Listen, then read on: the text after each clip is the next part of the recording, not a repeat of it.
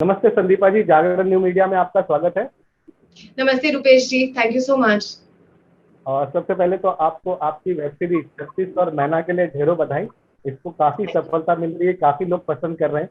किस तरह देख रही हैं आप इसे? Thank you so much. बहुत खुशी हो रही है क्योंकि बहुत सारी मेहनत, बहुत लोगों ने मेहनत की है इस सीरीज को बनाने में।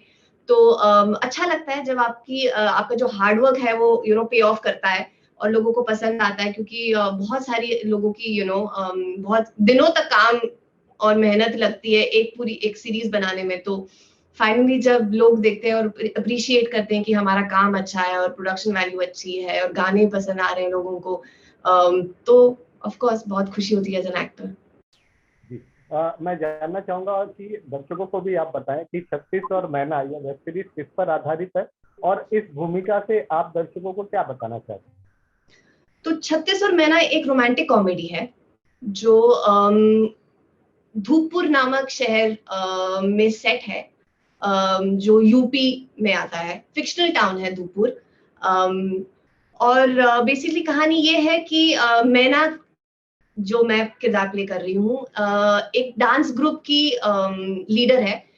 एक ट्रैवलिंग डांस ग्रुप है। वो लोग शहर शहर जगह जगह जाकर शादियों में परफॉर्म करते हैं। और हर तीन महीने में एक एक शहर में जाके ये लोग परफॉर्म करते हैं। और कहीं पे भी, चाहे वो मुंडन हो या शादी हो या कुछ भी हो, इस तरीके से ये अपनी रोजी रोटी कमाते हैं। और जो मैना है, उसका लाइफ में ये गोल है कि वो एक भोजपुरी फिल्म एक्ट्रेस बनना चाहती है। तो जब से उसने होश संभाला है तब से उसका ये ड्रीम रहा है कि मुझे किसी ना किसी तरीके से पटना पहुंचना है और पटना पटना जाके मुझे हीरोइन बनना है। तो ये सब जो ये कर रही है, ये वहां तक पहुंचने के लिए है कि ये जो जाके अपनी सोशल मीडिया फॉलोइंग बढ़ाने की कोशिश कर रही है। उसको किसी प्रोड्यूसर ने बोला है कि जब तुम्हारे 1 मिलियन फॉलोअर्स हो जाएंगे और तुम 50 लाख जमा कर लो, तो मैं तुम्हें फिल्म में लॉन्च कर दूंगा। तो अब वो लगी हुई है कि किसी तरीके से मैं अपने 1 मिलियन फॉलोअर्स बना लूं। और अभी वो पैसे भी कलेक्ट कर रही है, परफॉर्म कर जगह जगहों पे परफॉर्म करने के लिए। तो अभी वो धूपपुर आई है उसी चीज के लिए, परफॉर्म करने के लिए। और वहां पे उसकी मुलाकात होती है 36 से, जो कि फिल्म के हीरो है। और 36 है वहां की लोकल एस्पायरिंग पॉलिटिशियन है, उनका बेटा है। तो बिगिनिंग में तो बहुत नोकझोंक होती है दोनों के बीच में, 36 और मैना, क्योंकि दोनों बहुत ही अलग है।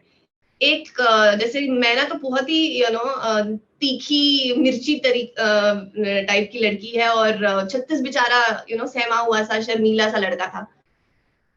और फिर इसके बीच में जब इनकी लव स्टोरी शुरू होती है, तो फिर एक्चुअल जर्नी शुरू होती है मैना की, कि उसके अपने ड्रीम्स हैं, उसके एस्पिरेशंस हैं। उनका क्या होता है, क्या वो प्यार में पड़ती है, क्या शादी करती है, या अपने अपने गोल्स को फिर भी परस्यू करती है, नहीं करती है, क्या होता है। That's what the story is all about. और ऑफ कोर्स मोटा मोटा एक रोम कॉम है, लेकिन इसके अंदर बहुत सारे इंपॉर्टेंट मैसेजेस हैं, जैसे कि वुमेन एम्पावरमेंट के बारे में है, वुमेन एजुकेशन के बारे में है, होमोसेक्सुअलिटी के ऊपर थोड़ी सी सेंसिटिवली उसको हैंडल किया गया है। ऑल्सो पेट्रियार्कल सोसाइटी दिखाई गई है, जहां पे दिखाया गया है कि कैसे मर्द हावी हो जाते हैं अपने फैमिलीज के ऊपर, अपनी औरतों के ऊपर, कैसे उनको जो औरतें करना चाहती हैं वो करने नहीं देते हैं। संदीपा जी, इस वेब सीरीज की सफलता को लेकर आप कितनी एक्साइटेड हैं? और दूसरा, क्या हम आपको आगे भोजपुरी फिल्म इंडस्ट्री में भी देख सकते हैं अगर कोई अच्छा ऑफर आता है आपके पास? क्यों नहीं। I think as an actor मैं अच्छी कहानियों की खोज में रहती हूँ। वो कौन सी भाषा में है उससे कुछ फर्क नहीं पड़ता। तो डेफिनेटली अगर कोई अच्छी फिल्म, ऐसी कोई सब्जेक्ट ऐसा मुझे ऑफर होता है भोजपुरी सिनेमा से, तो मैं जरूर करना चाहूंगी। तो यू नेवर नो। इस वेब सीरीज की सफलता से आप कितनी उत्साहित हैं, एक्साइटेड? ऑफ कोर्स काफी एक्साइटेड हूँ, क्योंकि हम जब काम करते हैं किसी सीरीज में या फिल्म में, हम चाहते हैं कि लोगों को पसंद आए, क्योंकि लोगों के लिए तो करते हैं हम। बस अपनी फैमिली को दिखाने के लिए तो करते नहीं, क्योंकि बस उनको तो वैसे भी पसंद आएगा हम कुछ भी करें। तो ऑफ कोर्स बहुत एक्साइटमेंट होती है जब फैंस आपको इंस्टाग्राम पे या ट्विटर पे या फेसबुक पे आपको टैग करते हैं, आपको मैसेज करते हैं कि उन्हें बहुत पसंद आ रहा है आपका काम। और इस बार स्पेशली, क्योंकि ये पहली बार है ऐसा कि इतने सारे फैंस ने 3600 मैना के सीरीज में से सीन्स निकाले हैं, गाने निकाले हैं और उनको री एडिट किया है और कुछ कुछ वीएम्स बनाते रहते हैं और मुझे टैग करते रहते हैं, तो my DM is full of those things. तो ऐसा इससे पता चलता है कि जो जो रीच है 36 और मैना की, वो काफी काफी शहरों तक पहुंच रहा है, काफी लोगों तक पहुंच रहा है और काफी एक्साइटिंग है क्योंकि 5 मिलियन व्यूज ऑलरेडी हो चुके हैं और इतने छोटे समय में। तो I think it's very exciting और आई होप ऐसे ही ग्रो करता रहे। मैना की भूमिका के लिए क्या आपने किसी भोजपुरी एक्ट्रेस से कोई ट्रेनिंग या कोई बातचीत की? किस तरह ये रोल के लिए आपने प्रिपेयर किया, इस बारे में कुछ बताना चाहते हैं? एक्चुअली मैं चाहती थी कि मैं फेस टू फेस कुछ लोगों से मिलूं, लेकिन हम पैंडेमिक की सिचुएशन में थे जब हमने शुरुआत की थी, तो किसी से मिलना तो नामुमकिन हो गया था। तो मैंने यूट्यूब से मैंने बहुत सारा रिसर्च अपना यूट्यूब से किया क्योंकि नचनियास के बारे में बहुत कुछ है जो ऑलरेडी रिसर्च है, बहुत सारी डॉक्यूमेंट्रीज हैं, बहुत सारा कंटेंट है जो मैंने सब कुछ देखा है। मैंने काफी डॉक्यूमेंट्रीज देखी नचनियास को लेके क्योंकि नचनिया is what I am playing basically. और मैंने काफी फिल्म्स भी देखी जो ऑलरेडी इस सब्जेक्ट पे बनी गई हैं, ताकि मैं ये देखना चाहती थी कि मैं अपने कैरेक्टर को उनसे अलग कैसे कैसे बना सकूं। तो एक चीज जो मैंने नोटिस की थी, जो मैंने अपने आप में और अपने इनफैक्ट डायरेक्टर के साथ भी डिस्कस किया था कि अभी तक जब भी नचनियाओं को दिखाया गया है वो एक बहुत ही डिसरिस्पेक्टफुल सेक्सुअल मैनर और बहुत ही क्रैस मैनर में दिखाया गया है। उनका काम एक आर्टिस्ट का काम है, वो परफॉर्म करती हैं, वो एक परफॉर्मर है, वो परफॉर्मर को एक रिस्पेक्ट के साथ दिखाना चाहिए। वो एक रिस्पेक्ट और एक ग्रेस मैं 36 और मैना में लाना चाहती थी, जो कि मैंने अपने डायरेक्टर के साथ डिस्कस किया था कि मैं इसको किसी भी तरीके से, कोई भी सेक्सुअल तरीके से टिटिलेटिंग हम लोग इसको नहीं बनाएंगे। हम इसको कभी भी गाली गलौज, अननेसेसरी का गाली गलौज डालेंगे नहीं, क्योंकि वो भी नॉर्मल इंसान है जो अपना काम कर रही है और वो मेहनत से अपने पैसे कमा रही है, तो उसको भी उतना ही रिस्पेक्ट मिलना चाहिए जितना हम बाकी प्रोफेशंस को देते हैं। So that is what I bought. I wanted a certain amount of grace and dignity to the profession of nachanyas, जो I feel कहीं ना कहीं मैं उसमें कामयाब रही हूँ, क्योंकि जिन्होंने भी देखा है उन्होंने ये कहा है कि I've played my part with a lot of grace, and it doesn't, किसी ने नहीं भी बोला कि हमने इनफैक्ट जो गाने भी शूट किए हैं, जो आप जिनको आइटम नंबर्स कहते हो, वो भी हमने बहुत ही असेक्सुअल मैनर में, बहुत ही ग्रेसफुल तरीके से उनको शूट किया है, ताकि वो किसी भी तरीके से अश्लील ना लगे या सेक्सुअल ना लगे। तो मेरी रिसर्च इन सब चीजों पे काफी थी। ऑफ कोर्स मैं एक बहुत ही अर्बन लड़की हूँ, मैं मुंबई में पली बड़ी हूँ और मुझे यूपी की कहानी दर्शानी थी। एक यूपी का कैरेक्टर जो एक गांव का कैरेक्टर है, एक्चुअली रूरल कैरेक्टर है, तो मेरे लिए वो भी एक चैलेंज था क्योंकि मैं बहुत अर्बन दिखती हूँ। तो वो भी एक ट्रांसफॉर्मेशन लाना था जो फिजिकली जो मेरी टीम है, जो हेयर मेकअप और कॉस्ट्यूम स्टाइलिंग की टीम है, उन्होंने बहुत ब्यूटिफुली मुझे बहुत सुंदर कॉस्ट्यूम्स दिए हैं, जो घाघरे हैं, ब्लाउजेस हैं, साड़ियां हैं। तो आई फील लाइक जो छोटे छोटे कुछ जो एलिमेंट्स हैं, जैसे कि लहजा भी है, एक यूपी का हमने हल्का सा लहजा रखा है, ओवरबोर्ड नहीं गए, ज्यादा देसी नहीं गए, क्योंकि फिर लोगों को बाकी लोगों को समझ में नहीं आएगा, लेकिन एक रखा है कि हम आप ऐसे तरीके से थोड़ा बात करेंगे, थोड़ा लहजा रखा है। हमारा इनफैक्ट शूटिंग पे और डबिंग पे दोनों पे एक डिक्शन हमारे कोच थे जो हमें करेक्ट करते थे जब भी हम बहक जाते थे। और सो वो एक रिसर्च करना पड़ा, वो एक उस माइंडफुल रखना पड़ा कि वो एक, बिकॉज आप एक बेल्ट को रिप्रेजेंट कर रहे हो तो उनको ऑथेंटिकली दिखाना बहुत इंपॉर्टेंट है। तो वो एक रिसर्च थी। ऑफ कोर्स डांस का भी प्रिपरेशन काफी करना पड़ा, बिकॉज 5 गाने हैं और डिफरेंट डांस फॉर्म्स है, कथक है, बेली डांसिंग है, जो कि कभी मैंने ये 2 फॉर्म्स मैंने कभी पहले इससे पहले किए नहीं थे, और मेरे पास सिर्फ 2 दिन थे 5 गाने सीखने के लिए, तो वो भी बहुत डिफिकल्ट था। और नए डांस फॉर्म्स लर्न करने में यूजुअली थोड़ा टाइम लगता है, बट मेरे पास वो टाइम की सहूलियत नहीं थी, क्योंकि हम लोग पैंडेमिक में थे, और यूजुअली अगेन आप एक गाना 2-3 दिन में शूट करते हो, हमारे पास 8 घंटे थे एक गाना शूट करने के लिए।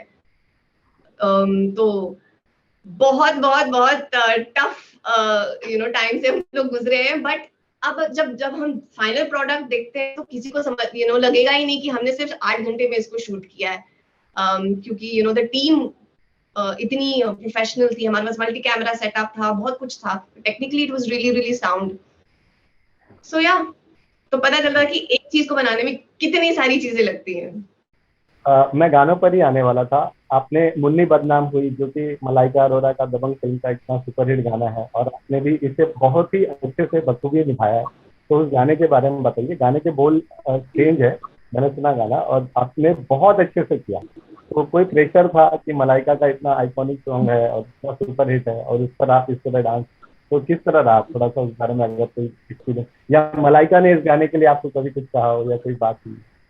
एक्चुअली बहुत फनी बात है ना कि मैं दबंग में थी, और जब ये गाना आया था तब मुझे लगा नहीं था कि मैं एक दिन इसको परफॉर्म करूंगी अपनी वेब सीरीज के लिए, और ये मेरा इंट्रो सॉन्ग है सीरीज का।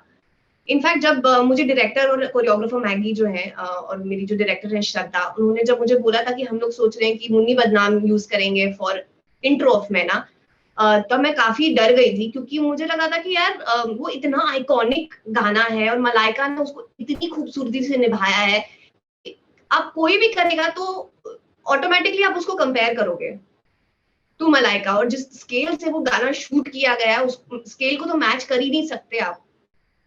तो मैं थोड़ी घबराई हुई थी, तो मेरे थोड़े डाउट्स थे कि पता नहीं हम लोग इसको कर पाएंगे नहीं कर पाएंगे, क्या होगा।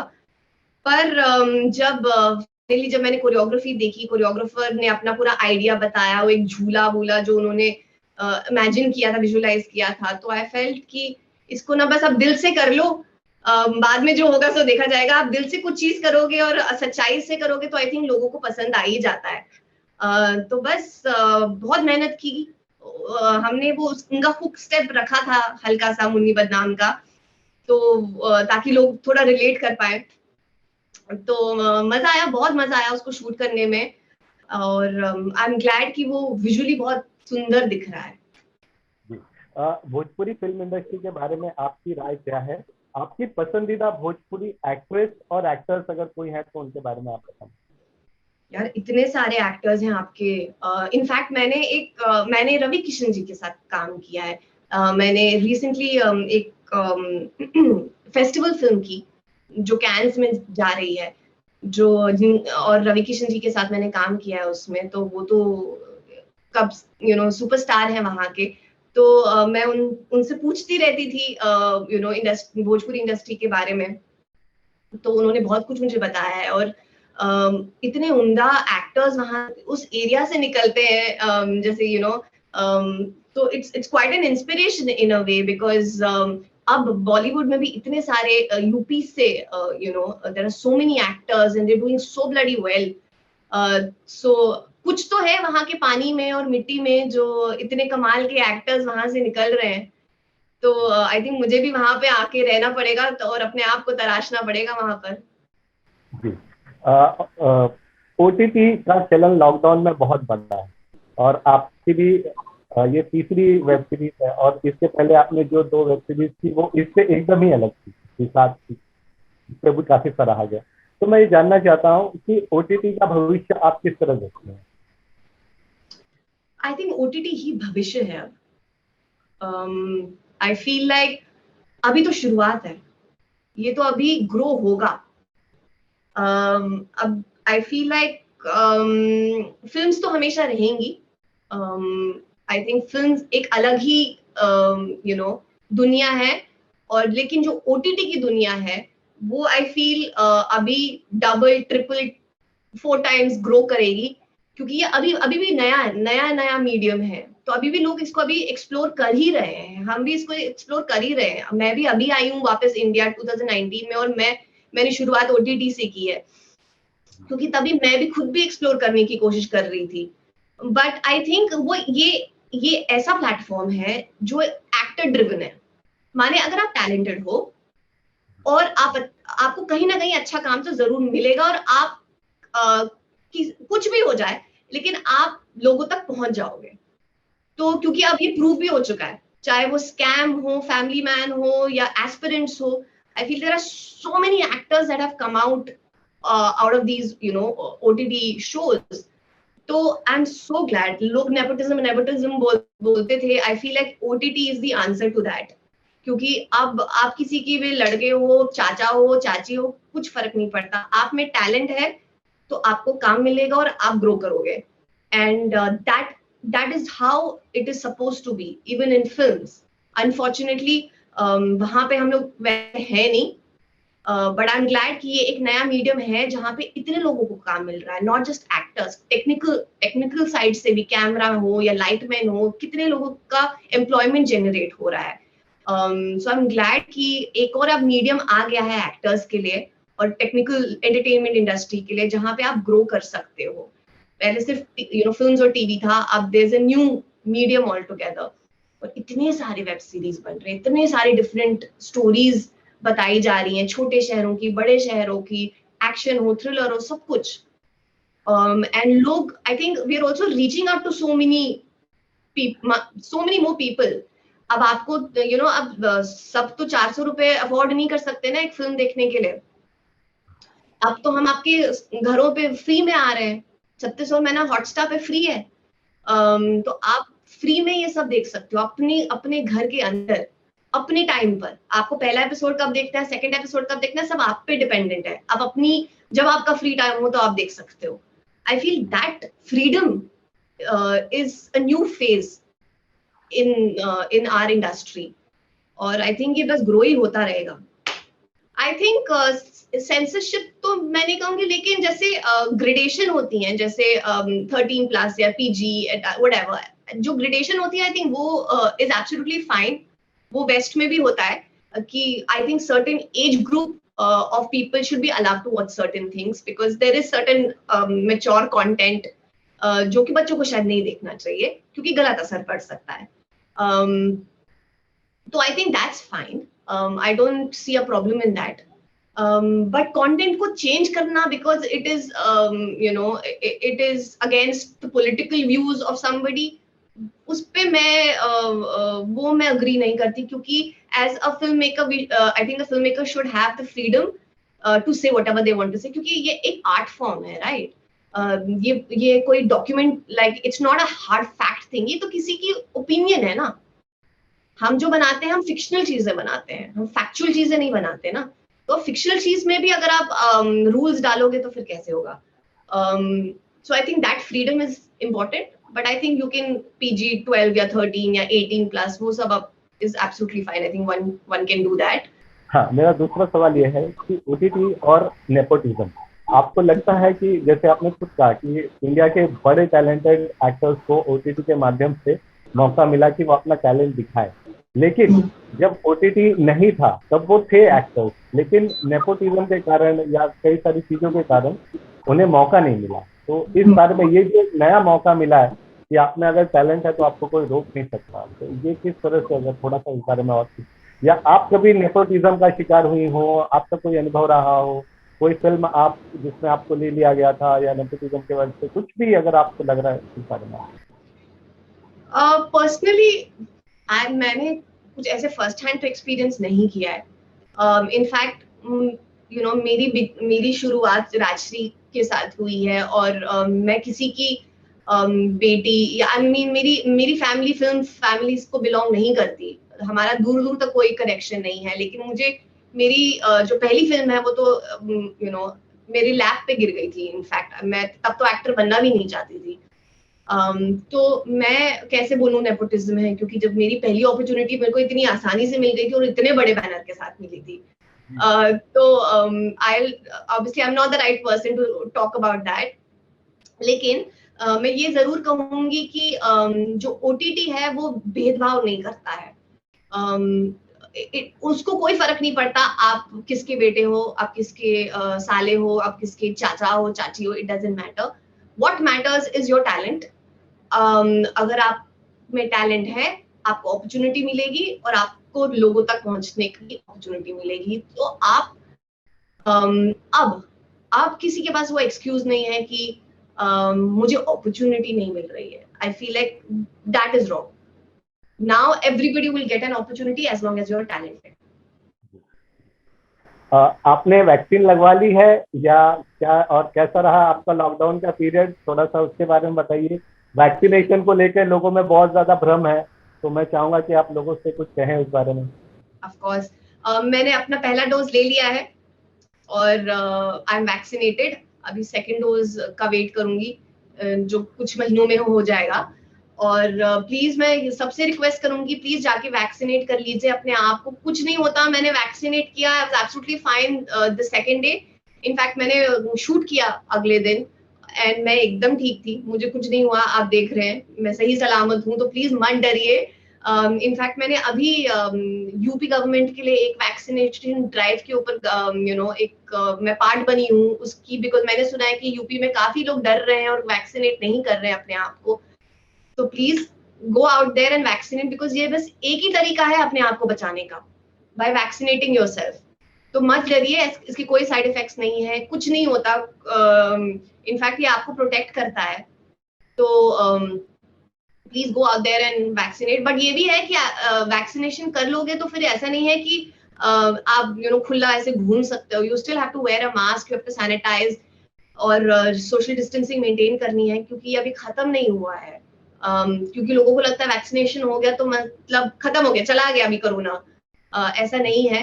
तो बट प्लीज ये सेफ है और जाके कोई भी वैक्सीन आपको मिले, चाहे वो AXYZ फलाना ढिमकाना जो भी हो, आप प्लीज ले लीजिए, क्योंकि सब अच्छे हैं और सबका असर है। तो करिए प्लीज। और पैंडेमिक मेरे लिए एक ये वाला जो लॉकडाउन था, ये जो अभी वाला लॉकडाउन है, ये मेरे लिए एक ब्रेक था, क्योंकि मैं कंटिन्यूसली काम कर रही थी।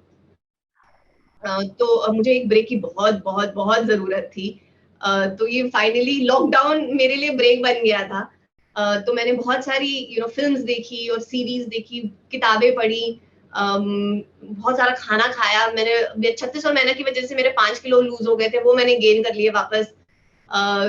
तो अच्छा रहा। और घर पे अपनी फैमिली के साथ थोड़ा टाइम स्पेंड किया, क्योंकि मेरे लिए पिछला 1.5 साल बहुत ही हेक्टिक रहा है, क्योंकि मैं बैक टू बैक काम कर रही थी। तब मुझे तो लोग जब पैंडेमिक में अपने फैमिली के साथ टाइम स्पेंड कर रहे थे, मैं सेट पे काम कर रही थी। तो मुझे ये अब मौका मिला, ये जो हमारा 1.5 महीने का लॉकडाउन था बॉम्बे का, सॉरी मुंबई का, वो उसमें मैंने उसमें मैंने अपने घर पे बहुत टाइम स्पेंड किया अपने फैमिली के साथ, और खाना बनाया है और खाना खाया है, तो मजा आया। आपके अपकमिंग प्रोजेक्ट के बारे में कुछ कहना चाहती हैं, और चलते चलते दर्शकों से 36 और महीना के बारे में कुछ कहना चाहती हैं? मेरी अगली जिस सीरीज पे मैं काम कर रही हूँ नेटफ्लिक्स के साथ है। उसका नाम माई है। और ये क्लीन स्लेट प्रोडक्शंस के साथ है, जो अनुष्का शर्मा का प्रोडक्शन हाउस है। That's my next work that will come out. और 36 और महीना जिन्होंने नहीं देखा है, प्लीज Disney+ हॉटस्टार के ऐप पे फ्री है। 12-12, 13-13 मिनट के छोटे छोटे एपिसोड्स हैं।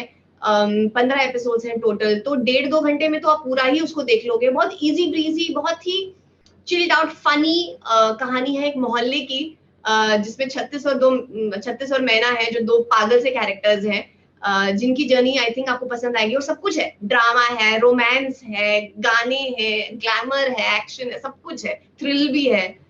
तो जरूर देखिए और देख के बताइए कैसा लगा। आपसे बात करने के लिए बहुत बहुत शुक्रिया संदीपा, और बेस्ट ऑफ लक आपको आगे के फ्यूचर के लिए। Thank you Rupesh ji, thank you.